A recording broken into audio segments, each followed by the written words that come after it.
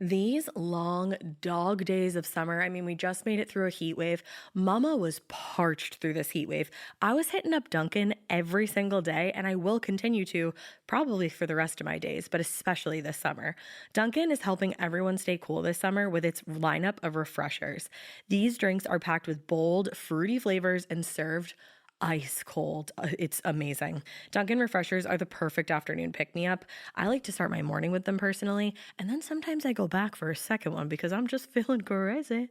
They come in a variety of delicious flavors, including fan favorites mango pineapple and strawberry dragon fruit. And then for a limited time, there's black cherry and there's pink pineapple. I'm going to tell you something right now, and it's a bold claim, let me tell you, but I stand behind it. Pink pineapple will change your life. It is so good. It has me feeling like I'm sitting in a pool, resort side, just living, honey. It's so yummy. Try your favorite flavor with green tea, sparkling water, lemonade, or Dunkin's all-new limeade. I haven't tried the limeade yet, but I'm going to. Usually I get my drinks made with green tea and occasionally lemonade, but I do really like the green tea. Or if you don't want to build your own, try one of Dunkin's curated refreshers like the Cherry Lime Ricky or the Ultimate Pink Daydream. The Cherry Lime Ricky, scrumptious. I could drink like 3 of these a day. They're so freaking yummy. Head to Dunkin' today and find your favorite refresher. Dunkin' refreshers contain less than 1% fruit juice. Limited time offer. Chilling crime cases are mysterious, but finding coverage shouldn't be. With the State Farm Personal Price Plan, you have options and can personalize your plan to help create an affordable price so you can get back to cracking all of life's bigger cases. Talk to a State Farm agent today to learn how you can choose to bundle and save with the Personal Price Plan. Like a good neighbor, State Farm is there. Head to statefarm.com to get a quote. Prices are based on rating plans that vary by state. Coverage options are selected by the customer. Availability, amount of discounts and savings, and eligibility vary by state. This episode is brought to you by SoFi, the all-in-one finance app where you can bank, borrow, and invest. It's time to achieve your financial ambitions. Earn more on your savings with a SoFi Bank high-yield savings account. Ditch your high-interest credit card debt with a SoFi personal loan. Or start investing on an easy-to-use platform with SoFi Invest. Wherever you are on your financial journey, SoFi's got you covered. Learn more at SoFi.com/SXM. Hey, weirdos. I'm Ash. And I'm Alaina. And this is a mini Morbid. It's so tiny small. Little tiny small Morbid. Mini Morbid. Mini Morbid, Mini Morbid, Mini Morbid. Tiny small like me, apparently, next to Gary Gulman. Yeah, I guess I'm just fucking huge. No, everybody was saying we both were I'm totally kidding. Trust me, we're both not like non-existent human beings. Gary Gulman's just 6'6". He is a large man. And also the nicest man. He's so nice, guys. He complimented my coat and I shat myself. It's so nice when people you like really like comedians and all that stuff, when you meet them, they genuinely are like what you want them to be in your brain. John couldn't come to that with us, and Gary Gulman made him a fucking video. And it was his idea. Yeah, he was like, oh, he's not here? Like, let's make him a video. And we did, and it was awesome. And now we have, maybe I'll post it because it was awesome. Do it. But that's not what this mini Morbid is about. No, it's not. But you know what? Go listen to Gary Gulman because he's really funny. We love If you Gary like Gulman. comedy, Gary Gulman's it. So yeah, so that was fun last night. And this is a mini Morbid. And it's Alaina's mini Morbid, which means it's not mini. Great. Which means we should jump right in. Okay, ready, set, go. So, in my mini Morbid, I am going to cover the Keddie cabin murders. Sounds familiar, but I'm not sure if I know it or not. It's real intense. I thought you were just going to say it's real. And I was like, well, this is a true crime podcast, so that's fitting. It happened. No, it's real intense. One might say like a circus fire. That took me a whole last minute. Sure did, but I loved it. That's one of my favorite jokes. I like that one. So I love dad jokes. So November 1980, 36-year-old Glenna Sue Sharp moved herself and her 5 children from Connecticut to a tiny little area called Keddie, California. Okay. She had divorced her husband James and was looking to have a fresh start. All right. And you're going, I mean, Connecticut to California, that's a fresh-ass start. Yeah, that's a whole kind of different life choice. Yeah, that's a whole start. So her children were 15-year-old John, 14-year-old Sheila, 12-year-old Tina, 10-year-old Rick, and 5-year-old Greg. They all... old Greg. Old Greg. I just think of old Greg whenever I hear Greg. They all... now I can't stop thinking of old Greg. I'm a scaly I'm gonna need a manfish. minute. All right, so let me get my shit together because I old showed Greg you is my so downstairs funny. mix up. My downstairs mix up. So they all moved into a very small cabin in kind of like a dilapidated resort, Oh, fun. which was close to Sue's brother Don's place. Okay. This was supposed wow. What the fuck? Can you leave that in? Because I'm Glitch. so scared. That was a glitch, in the Matrix. They hit a nerve. You know what? Quick side note. Speaking of glitches in the Matrix, everybody keeps sending me that that they think I mean Kazam with Shaq when I said Shazam with Sinbad happened. But no, I know Kazam with Shaq happened. Yeah. But also Shazam with Sinbad happened. That's the one that nobody can find. Which is But scary. but trust me, I like everybody who's saying like, no, this is the one. Yes, I agree that did happen. But Sinbad was in Shazam. Just putting that out there. So, the little family settled into their new cabin in cabin 28. Okay. And what I did before I broke a second ago was saying it was supposed to be a temporary home. Okay. The kids made friends in nearby cabins. Things seemed pretty chill. Everything was happy. About 5 months after moving, on April 11th, 1981, things changed drastically. Okay. So that evening, on April 11th, Sheila was at a friend's home nearby sleeping over for the evening. Okay. Sue, the mother, was at home with her two youngest children, Rick and Greg. Mm-hmm. They had a friend over, 12-year-old Justin Smart. At around 10 p.m., Tina came home. She's the 12-year-old. Uh-huh. She had been at cabin 27 with friends hanging out. John had been out with a friend, Dana Wingate, that evening, and the two of them also returned home late. Okay. So no one knows for sure what exactly happened next. I know this case. But if we skip to the next morning, a horrific picture emerges. So Sheila came home early in the morning on April 12th. When she opened the front door, she immediately saw the bodies of her mother, Sue, her brother, John, and his friend, Dana, on the floor in the living room. Oh, that's horrific. The scene was fucking brutal. I believe it. Blood was everywhere, and the three bodies had been brutalized and were all bound. So Sheila immediately runs into the back room because she knows her little brothers are in there. Right. And saw that Rick, Greg, and their friend Justin Smart had been unharmed and were fast asleep. That's so Yeah. strange. Justin lived in cabin 26. He lived there with his mother and stepfather, Marilyn and Martin Smart, and his brother. So she ran back to her friend's cabin, got her friend's father, James Seabolt Sr., and he came back with her, and upon seeing the scene, he got the three surviving children out of the house through a window. Thank God. So they wouldn't see the nightmare in the fucking living room. Right. He then informed the owners of the Keddie Resort, and the co-owner, Jan Albin, called the sheriff's department at 8:05 a.m. Now, Deputy Hank Clement was the first to arrive on the scene. He said it was a fucking bloodbath. He said that he was shocked that Sheila had actually seen that. He was like, I don't know how she's going to get past that. That's not okay. He said it was everywhere. He said there was blood on the walls, the ceiling. It was That's everywhere. so horrific. So all victims had been bound with electrical tape and wires. John and Dana were bound separately, but also bound together to each other. Mm-hmm. John was right in front of the door on his back, so he was the first thing you saw when you walked in the door. His hands were bound with electrical tape, and he was covered in blood from a giant wound on his throat, which had been slit. Jesus. Next to him was Dana. Dana was face down, and his head, which had been absolutely mutilated by a blunt object, was partially on a pillow. Okay. Although his skull was crushed, he had been manually strangled to death. Jesus Christ. Yeah. Sue was gagged with a blue bandana and her own underwear. Medical tape had been looped around her head to keep them in her mouth.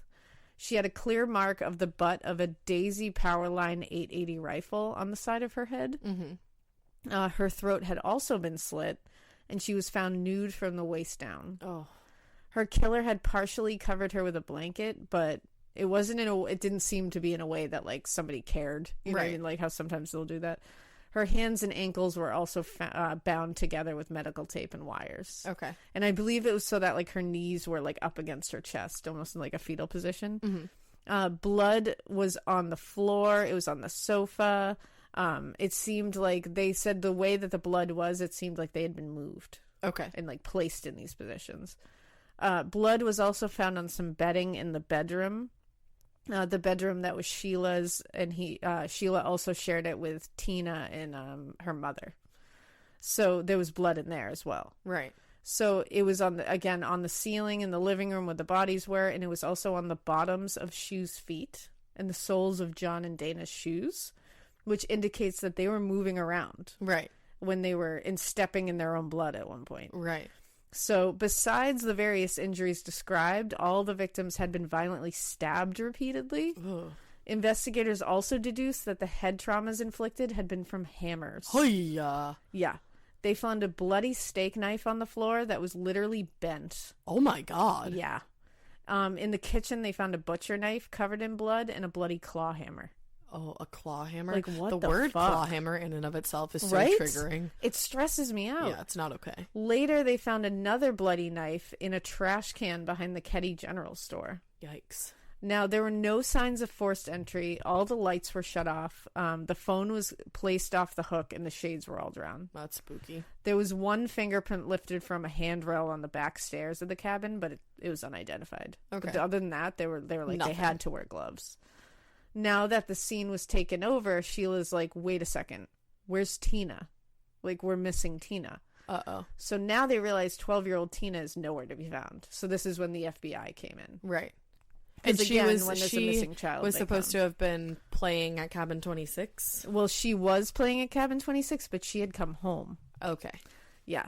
So what's weird is that none of the other 3 boys woke up during the murders. Yeah, you would think that And would they have were been a loud unharmed. murder. Yeah. Like, this was not just like bing, bang, boom, you're all dead. Yeah. Meanwhile, another couple in the area said they woke up somewhere around 1:30 a.m. and heard like muffled screams. Okay.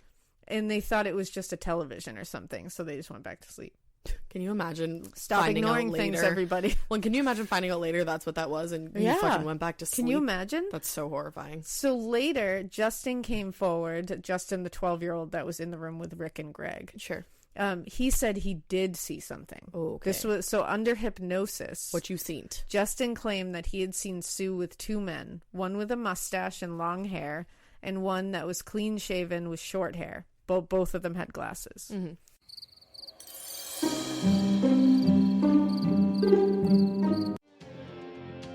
The Genesis GV70, with all its award-winning tech and performance, is built to thrill. So you can hit the road, hit the turns, and hit Sport Plus mode for serious acceleration and handling. Inside, you'll find intuitive tech that elevates every driving experience. And wherever you go, the GV70 will have you on the edge of your seat. It's luxury that's built to thrill.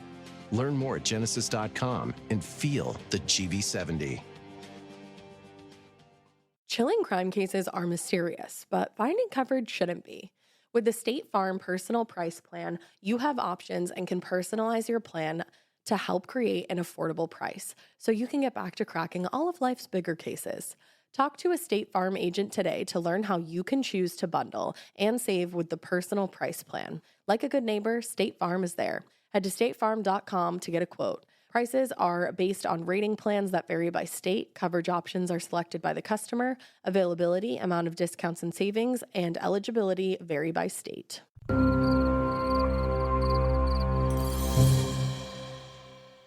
One of them had a hammer in his hand, and he said John and Dana came in the house, began, arguing with the men. Mm-hmm. The argument got violent. Tina suddenly came into the room. They said she was holding a blanket. And one of the men took her out the back door before coming back in to kill Sue. And then the other one killed John and Dana.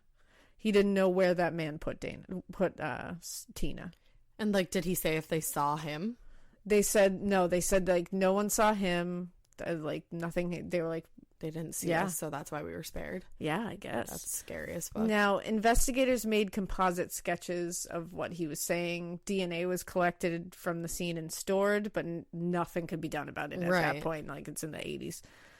The sheriff, Doug Thomas, worked the case, and instead of calling in homicide, he called in the organized crime unit from Sacramento Department of Justice. It's kind of random. Which is weird. Yeah. And at that point, apparently that department was like known to be corrupt. Oh, goody. Yeah. So Tina was missing and there was absolutely no sign of her. In April of 1984, This doesn't sound very organized. No. 3 years after this, a man found part of a skull in Butte County, which was 29 miles away from Keddie. Next to the skull, there was a child's blanket, a blue nylon jacket, a pair of jeans, and an empty surgical tape dispenser. When they looked further, they found a jawbone and a bunch of bone fragments. I just said fragrance. Fragments. I didn't even hear fragrance. I thought I said fragrance. I don't think you did. I felt like I did, but I don't know. Maybe not. Maybe I'm judging myself. They were Tina's remains, but they couldn't tell yet. Okay. So the Buttes County Sheriff's Department got a random anonymous call because they had put out this information that they had found this. They got an anonymous call saying, quote, "I was wondering if they thought of the murder up in Keddie, up in Plumas County a couple years ago, where a 12-year-old girl was never found." Oh. Now, the tip was recorded, but nothing was ever fucking done about it. Oh, perfect. It was just sealed up and put in evidence. Great. That's what we like to do. It was with actually that. in a sealed envelope. What? So this person calls and is like, yeah, pretty sure that child has to do with that Keddie murder. Yeah. Which it seems like it's the person who did it. And it's Yeah. like, yo, that's her. So there didn't appear to be any motive, and there was not a lot of evidence to go on at this point. There seemed to be multiple killers based on the plethora of weapons involved. Right. And what that kid had said. Yeah, and so many people in the house. It's like, that's a lot to subdue. Yeah.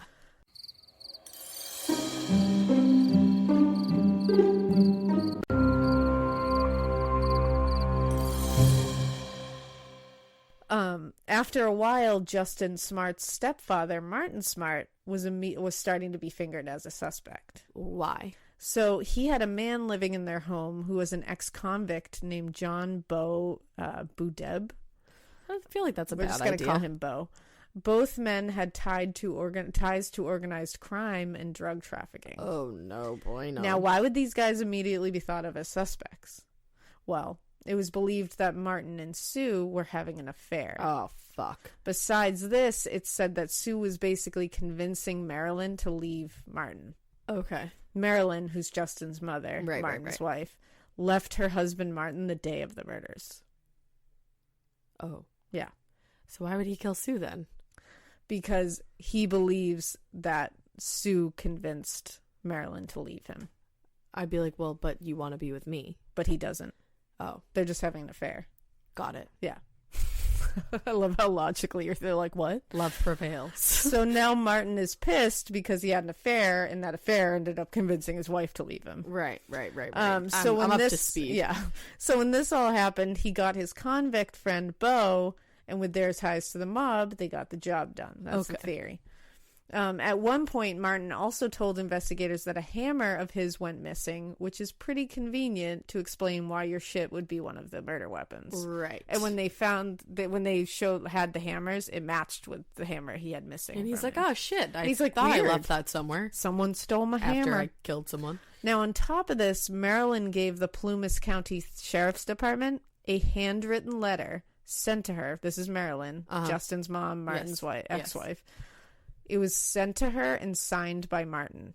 It read, quote, "I've paid the price of your love, and now that I've bought it with 4 people's lives, you tell me we are through? Great. What else do you want?" Oh. No one did anything with this letter. Martin, sweetie, you're sick. No one did anything with the letter. They were just like, oh, yeah, whatever.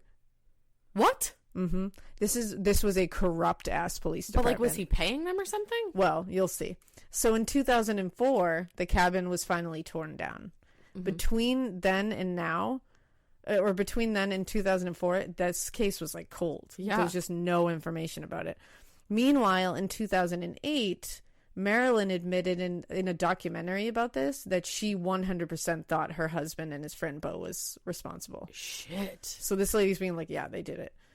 So what did Sheriff Doug Thomas say to all this overwhelming evidence that Martin did it? I'm busy that day. Well, he was like, no, he took a polygraph test. Oh, yeah. We all know that those are allowed. He was like, he passed it. It's fine. Yeah, totally. Yeah, that's it. For sure. Now, Thomas would, so Sheriff Doug Thomas was asked about his relationship with Martin back in the day because they're like, did you know him?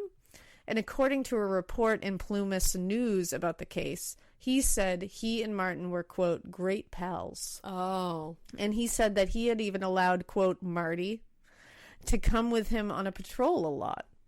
Marty even asked him for marriage advice. Uh-huh. They were close as fuck. Yeah, they were BFFs. So it wasn't until 2013 that new investigators took on this case. I don't know if I would I do know. I definitely wouldn't cover up a murder for my best friend. Yeah, that this dude was like fully willing to do it.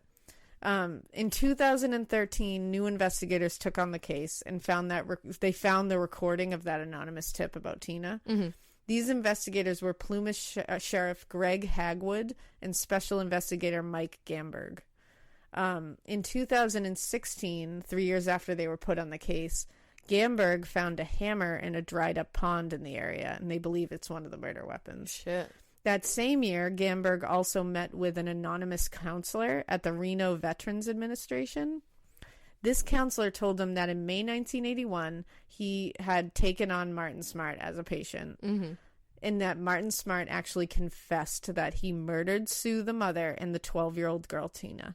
What? He said, quote, I killed the woman and her daughter, but I didn't have anything to do with the boys. What a peach. I think that might be, what? What a peach. He's like, well, I killed the mother and the daughter. I didn't kill the boys, though. Jesus Christ. Don't pin that. I killed the 12-year-old in my business mistress. On me. Yeah. So when the DOJ was informed of this bombshell in 1981, they just said, oh, that's just hearsay. What the fuck? Yep. This is fucked up. So much corruption. So the resounding theory here is that Martin Smart killed them with the aid of at least that felon beau he lived with. It seems they did this because of the affair, probably, and needed her out of the situation. This makes sense for all the evidence already present, as well as the fact that Justin Smart, his son, was unharmed, and the other two boys were with him, too. So it also, yeah, that's why Justin wasn't killed. I didn't even think of that. That's his son. Or at least stepson. It also makes sense why Justin was a little wishy-washy about what he heard or thought or saw. He was probably threatened. Shit. Because he kind of was like, yeah, I saw this, I saw that, I don't really know. I gotta go. Like, why didn't they kill you? Oh, I don't know. I don't think they saw me. Because it's my dad. Because it was my dad. You're not my dad. Gamberg, who was on the case, who was one of the new investigators put on the case in 2013, thinks there was a deep cover-up in the sheriff's department because of, mob shit and all that.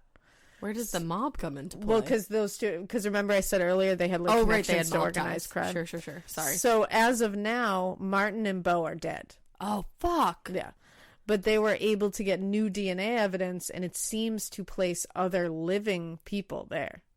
They haven't announced who they are yet, but they're like, so this case is ongoing. Shoot. Yeah. So what's crazy is that Gamberg and Hagwood were teens during the murders and were friends with John and Dana, the two teen boys who were murdered. What? Yeah.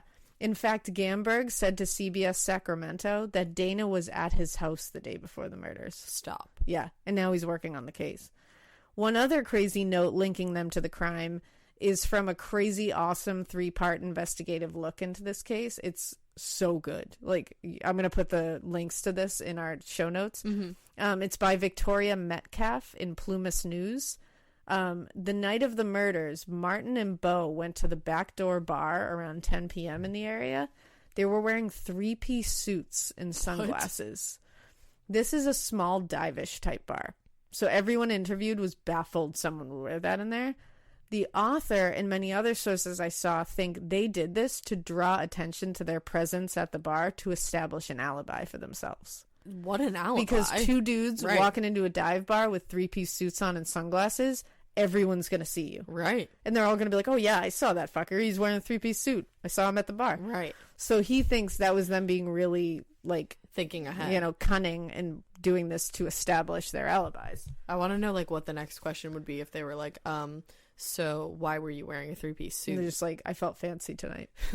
Deal with it. I wear my sunglasses at night. Well, and what they did that night was after a couple of hours, they left the bar because they got mad that the music was switched from country to rock music. Ew.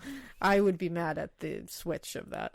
but like switching from rock to country. I was like, wait, no, you wouldn't. And then later, Martin called the bar from his cabin to piss and moan about it some more. Are you shitting me?